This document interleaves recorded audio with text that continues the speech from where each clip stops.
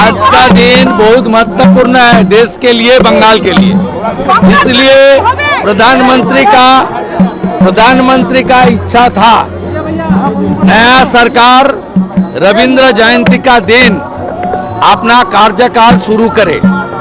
इसलिए हम लोग प्रधानमंत्री जी का नेतृत्व में कवि गुरु को प्रणाम करते हुए आज संविधान को मानते हुए ओथ टेकिंग किया, शपथ लिया है।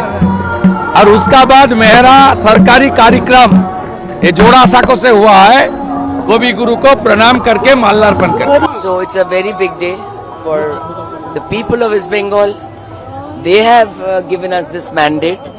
It's them, and now everybody will work and do their best so that West Bengal development actually happens now.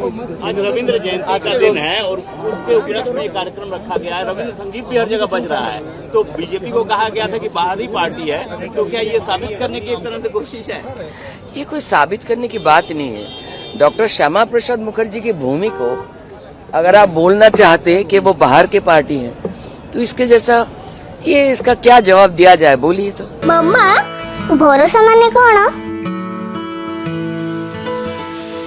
पात्र इलेक्ट्रोनिक्स संपर्क एक भरोसार